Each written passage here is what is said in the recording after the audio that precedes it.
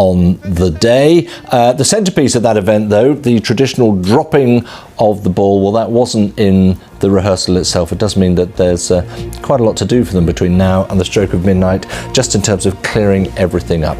We'll be following that, and of course all the New Year celebrations on the 31st tomorrow, so stay with us here on BBC News for all of that and much more. Bye for now.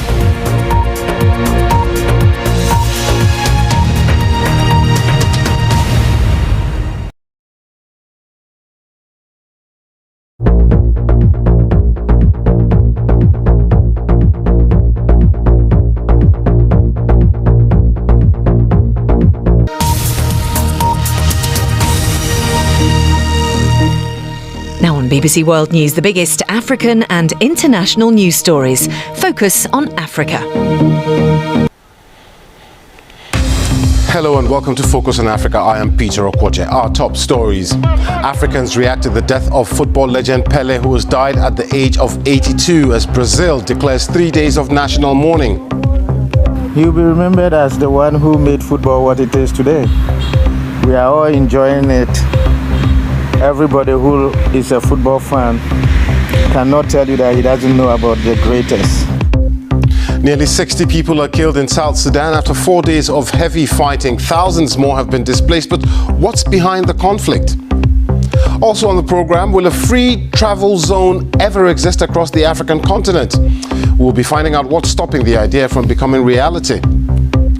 And the Tanzanian take on French fries and eggs. Why Zege is still a crowd pleaser at restaurants and cafes across the country.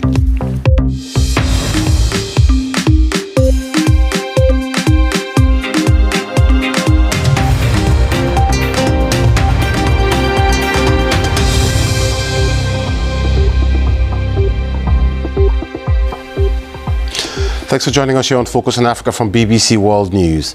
Tributes have been paid to the Brazilian football legend Pele, who's died at the age of 82.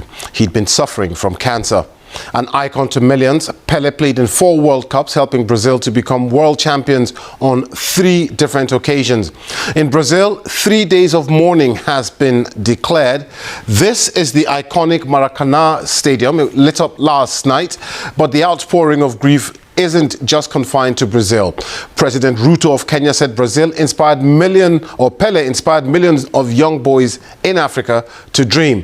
Former US President Barack Obama described Pele as one of the most recognizable athletes in the world who understood the power of sports to bring people together.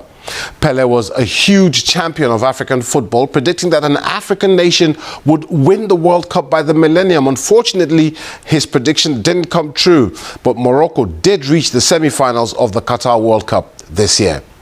Pele also met former South African President Nelson Mandela in 1995 and 2000, but his life ultimately will be remembered for his remarkable skills, style and grace, shared and enjoyed by football audiences around the world.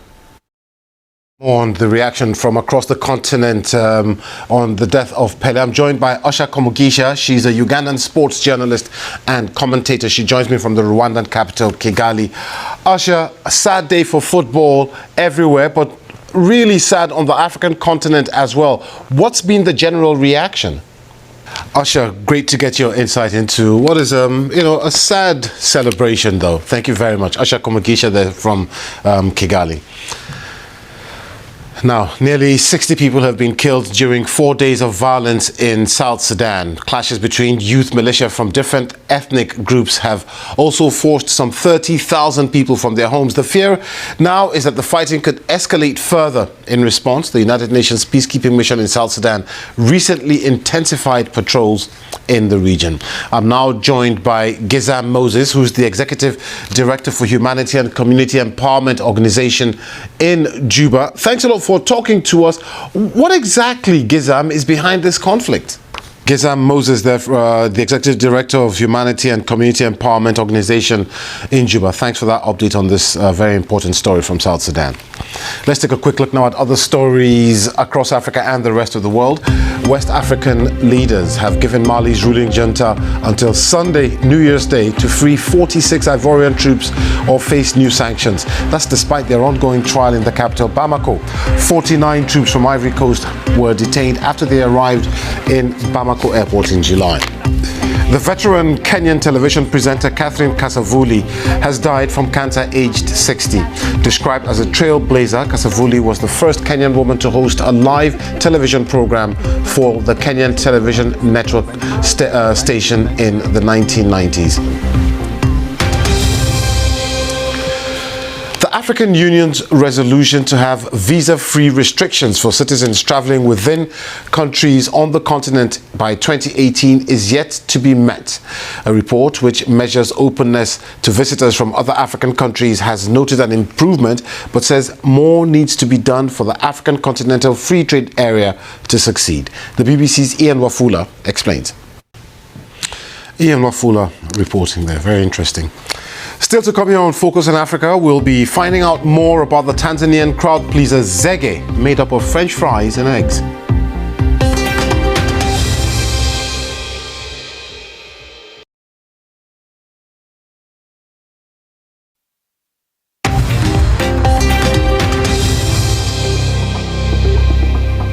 Welcome back. Now, it's a favorite meal to many in Tanzania. Zege consists of French fries mixed with eggs in an omelette type dish with peppers, coriander, salt and oil.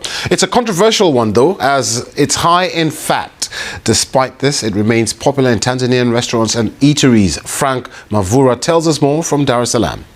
Let's bring you some sports news now. We can stay with the sad loss of Pele. Tributes continue to pour in from the world of football. Former Cameroon captain Roger Miller described Pele as a friend and a legend. Former Zambian international Kalusha Bwala referred to him as the king of football, while the former Barcelona striker Samuel Eto'o said he was the best ever and will be missed by millions. DJ Drogba praised the Brazilian's contagious humility. And amongst other footballers paying tribute to him, ex-Marseille and Ghana player Abedi Pele, he spoke to the BBC's Thomas Nadi about Pele's legacy. Thanks for watching. Goodbye.